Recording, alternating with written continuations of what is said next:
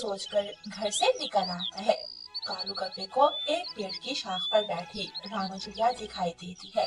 कालू कौवा रानू चिड़िया के पास जाता है। रानू बहन, कैसी हो आप? मैं अच्छी हूँ कालू भैया, आप बताएं। रानू बहन, मैं तो बहुत परेशान हूँ, कुछ समझ नहीं आ रही, क्या काम करूँ? मैं भी अभी इस बारे में ही सोच रही थी। कालू भैया, मेरे पास एक प्लान है। वो क्या रानू बहन? कालू भैया, हम अगर गाजर की खेती करें तो उससे हमें बहुत मुनाफा होगा। हम गाजर को बाजार जाकर बेच भी सकते हैं और गाजर का हलवा बनाकर भी खा सकते हैं। ये तो बहुत बढ़िया प्लान है। रानू बहन, क्या आपके पास गाजर के बीज हैं? कालू भैया, मेरे पास बीज तो है, लेकिन मुझे गाजर की खेती करने का तरीका नहीं मालूम। वो तो मुझे भी नहीं मालूम। कालू भैया, उसका भी एक हल है मेरे पास। तो फिर जल्दी बताओ रानू बहन। कालू भैया, इंसान भी सर्दियों में गाजर की खेती करते हैं। अगर हम रोज जाकर किसान को देखें कि वो किस तरह खेत में काम करता है, तो हमें समझ आ जाएगी। बहुत बढ़िया रानू बहन, मैं जाऊंगा किसान के खेत पे और सब देखूंगा। ठीक है कालू भैया, फिर आप देख कर आए और मैं तब तक घर से गाजर के बीज ले आती हूँ। ये कहकर रानू चिड़िया अपने घर की तरफ चली जाती है और कालू कौवा इंसानों की बस्ती की तरफ। कालू कौवा किसान के खेत में जाता है। किसान खेत में पानी दे रहा था। किसान दोस्त, क्या तुम मुझे बता सकते हो कि गाजर की खेती कैसे करते हैं? हाँ, पहले अच्छे से जमीन की खुदाई करते हैं, फिर गाजर के बीज डाल देते हैं। ठीक है, आपका धन्यवाद किसान जी। कालू कौवा वहाँ से चला जाता है। कालू कौवा वापस रानू चिड़िया के पास आता है। रानो, वो किसान कह रहा था कि पहले अच्छे से जमीन की खुदाई करनी है, फिर उसमें गाजर के बीज लगा देने हैं। ठीक है कालू भैया, तो चले हम जमीन की खुदाई शुरू करते हैं। रानो, किसान से बीज बोने का तरीका मैं पूछ कर आया हूँ, इसलिए मैं थक गया हूँ। मैं थोड़ा आराम कर लूँ और तुम खोदो जमीन। रानू चिड़िया काम पर लग जाती है और कालू कौवा पेड़ के नीचे आंखें बंद करके लेट जाता है। थोड़ी देर बाद रानू चिड़िया कालू कौवे को आवाज देती है। कालू भैया, आप आकर मेरी मदद कर दें। लेकिन कालू कौवा कोई जवाब नहीं देता। लगता है कालू भैया सो गए हैं, मुझ अकेली को ही बीज बोने होंगे। रानू चिड़िया शाम तक काम करती है, लेकिन कालू कौवा रानू चिड़िया की मदद करने के लिए नहीं आता। जब सारा काम खत्म हो जाता है, तब कालू कौवा उठ जाता है। रानू बहन, माफ करना, मेरी आंख लग गई थी। कोई बात नहीं कालू भैया, मैंने कर लिया आज का काम। अब आप कल जाकर देखना किसान और क्या क्या काम करता है खेत पर। ठीक है रानू बहन। दोनों अपने अपने घरों को चले जाते हैं। अगली सुबह कालू कौवा फिर से किसान के खेत पर जाता है और देखता है कि किसान क्या क्या करता है और वापस आकर रानू चिड़िया को बताता है। ठीक है कालू भैया, नदी से पानी लाना पड़ेगा। अच्छा रानू, चलो। कालू कौवा और रानू चिड़िया नदी पर जाते हैं और बाल्टी में पानी भरकर लाते। अभी कालू एक ही बाल्टी लाया था कि थक कर बैठ जाता है। बस रानू बहन, बहुत थक गया मैं तो। मेरी तो बस हो गई। पहले इंसानों की बस्ती में गया, अब नदी पर। मैं तो थक गया हूँ। अच्छा कालू भाई, आप आराम कर ले। फिर से सुबह से शाम हो जाती है, लेकिन कालू कौवा रानू चिड़िया की मदद करने के लिए नहीं उठता।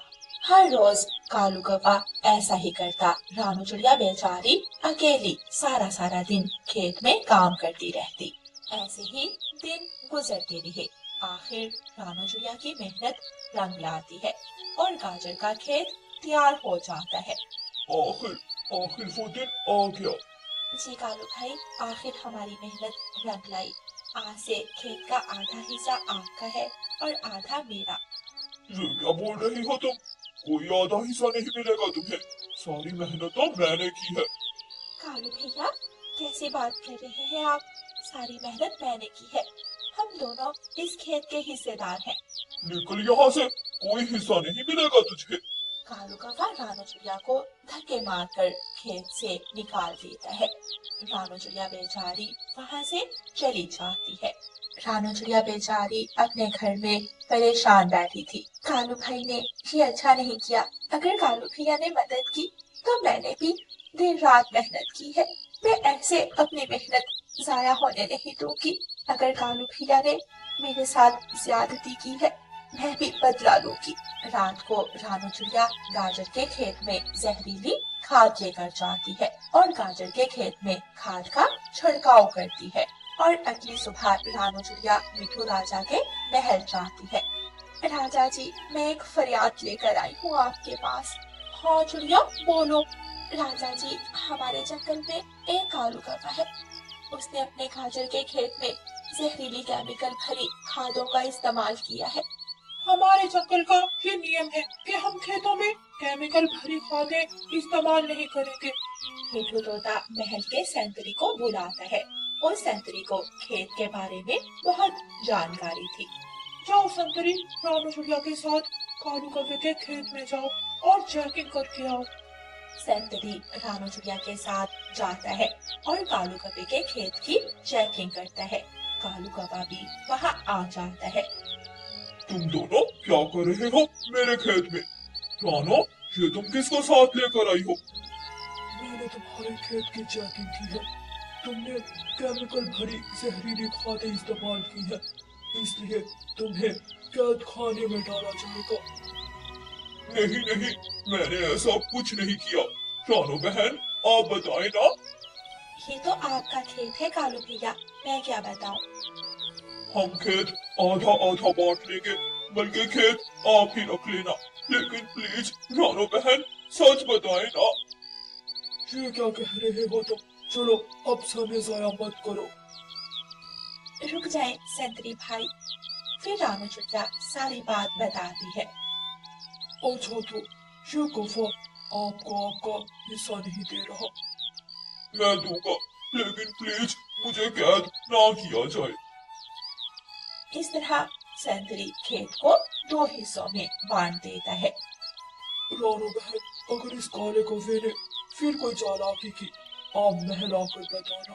रानू चिड़िया मुस्कुराने लगती है। प्यारे दोस्तों, इस कहानी को लाइक, अपने दोस्तों के साथ शेयर और चैनल को सब्सक्राइब करना बिल्कुल मत भूलना। आपका धन्यवाद। मम्मा, आप ये किस चीज का बीज लगा रही हैं? गुड़िया बेटी, ये पपीते का बीज है। अच्छा मम्मा, क्या इसमें पपीता भी आएगा? हाँ, जरूर आएंगे।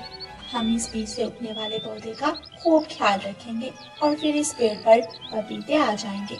फिर मेरी बेटी जितने चाहे उतने पपीते खाएगी। ऐसे ही दिन गुजरते रहे। रानू चिड़िया अपने लगाए हुए पौधे का बहुत ख्याल रखती, लेकिन जंगल के कुछ पक्षियों से उनसे तकलीफ आने लगी। क्या तुम भी रानो इस पौधे को पानी दे देकर हमारा पानी जाया करती हो? पता नहीं ऐसे फालतू के काम करने में तुझे क्या मजा आता है। हाँ गौरी, तुम ठीक कह रही हो, और पता नहीं इसे बड़ा होने में भी कितना समय लगेगा। पिंकी और गौरी, तुम दोनों को तो पता है मुझे पेड़ पौधे लगाना कितना पसंद है। ऐसे फजूल के काम भी बस तुम ही करती हो। चलो पिंकी, चले यहाँ से। वो दोनों सहेलियां वहाँ से चली जाती हैं, लेकिन उनकी बातों का रानू चिड़िया को कोई फर्क नहीं पड़ता। वो अपने पौधे का बिल्कुल एक छोटे बच्चे की तरह ही ख्याल रखती थी। रानू चिड़िया हर रोज उस पौधे को पानी देती और फिर कुछ दिनों बाद वो पौधा एक बड़े पेड़ में बदल जाता है, लेकिन उसमें अभी भी कोई फल नहीं लग रहा था। इस पेड़ पर तो कोई पपीता ही नहीं लग रहा। मैं तो खुद हैरान हूँ गुड़िया बेटी, अब तक तो इस पेड़ पर फल लग जाना चाहिए, लेकिन कोई बात नहीं, सब्र का फल मीठा होता है। गुड़िया बेटी, मैं दूसरे जंगल से लकड़ियाँ लेने जा रही हूँ। ठंड का मौसम आने वाला है, इसलिए ठंड के मौसम में घर को गर्म रखने के लिए लकड़ियों की जरूरत पड़ेगी। मुझे आने में देर हो सकती है, इसलिए आप घर में चली जाओ और जब तक मैं ना आऊं घर में ही रहना। ठीक है मम्मा। मैं घर के दरवाजे के अंदर से कुंडी लगा लूंगी। गुड़िया वापस घर में चली जाती है और रानू चिड़िया लकड़ियाँ लेने चली जाती है। थोड़ी दूर जाकर रानू चिड़िया को सूखी लकड़ियाँ मिल जाती हैं। रानू चिड़िया लकड़ियों की गठरी बनाती है और वापस आती है। कालू, ठंड की तैयारी करनी है या नहीं, या फिर ऐसे ही घर में पड़े रहना है?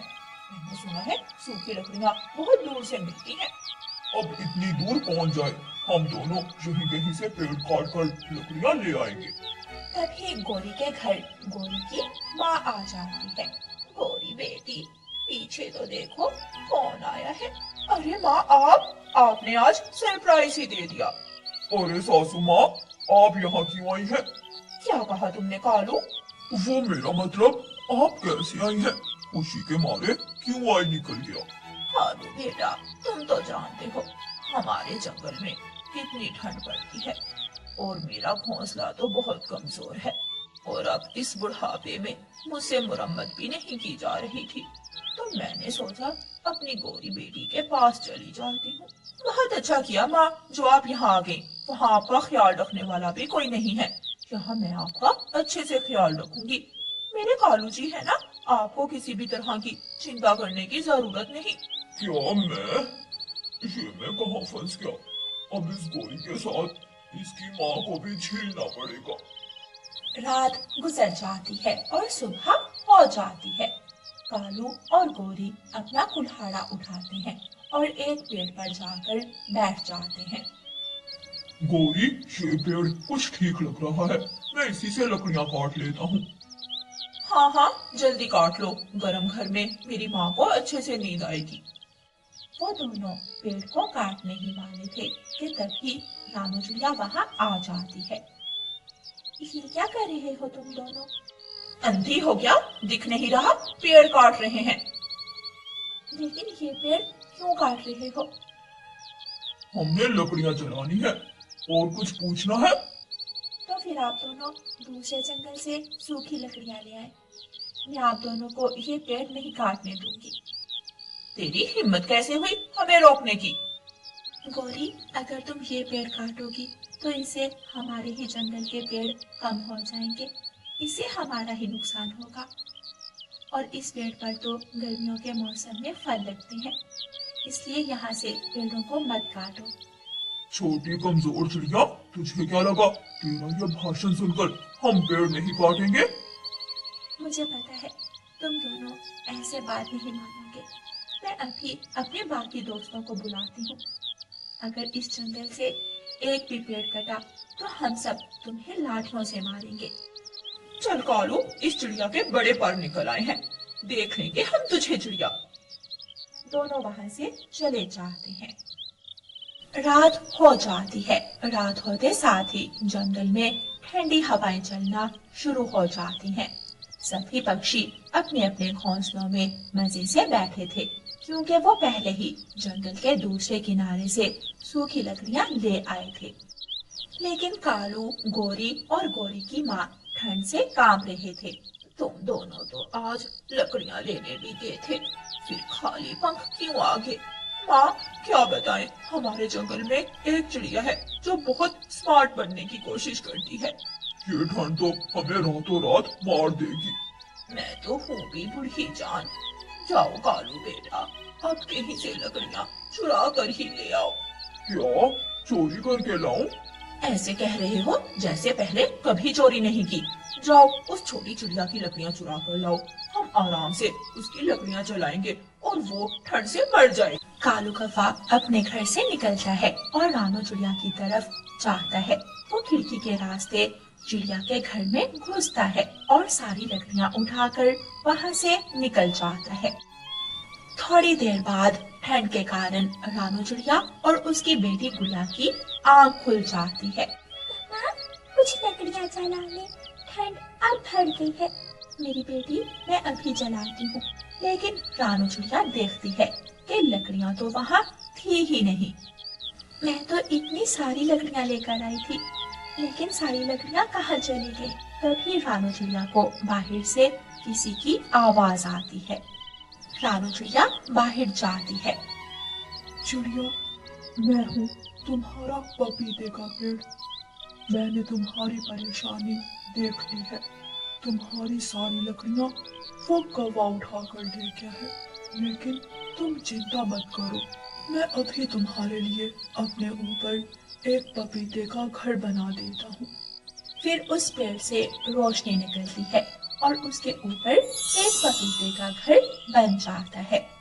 रानू चिड़िया वो सब देखकर बहुत खुश होती है। तुम कितने अच्छे हो मेरे प्यारे पेड़। चिड़िया, तुम भी तो मेरा कितना ख्याल रखती हो। आज तक मुझे किसी को भी काटने नहीं दिया। मेरे ऊपर फल ना लगने के बावजूद भी मुझे पानी दिया।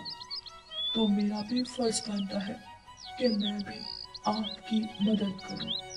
फिर रानू चिड़िया अपनी बेटी को लेकर उस पपीते के घर में चली जाती है। वो घर अंदर से बहुत गर्म था। चिड़िया और उसकी बेटी मजे से उस पपीते के घर में सो जाती हैं। उधर जब कालू कौवा लकड़ियां लेकर जा रहा था तो वो बीच रास्ते में ठंड के कारण कांपने लगता है और सारी लकड़ियां नदी में गिरा देता है। कालू कौवा बारी बारी सब पक्षियों के घर लकड़ियां चोरी करने जाता है, लेकिन सभी पक्षियों ने ठंड के कारण अपनी अपनी खिड़कियां बंद कर ली थी। फिर कालू कौवा खाली हाथ ही वापस घर आ जाता है। कालू, तुम फिर खाली पंख लौट आए। गोरी, लकड़ियां तो मुझसे पानी में गिर गई और मुझे कहीं और से लकड़ियां नहीं मिली। कालू, हमने बहुत गलत किया। हम दूसरे जंगल से जाकर भी सूखी लकड़ियां ला सकते थे। अब तो जैसे तैसे ये ठंडी रात कटे और हम सुबह लकड़ियां ले आए।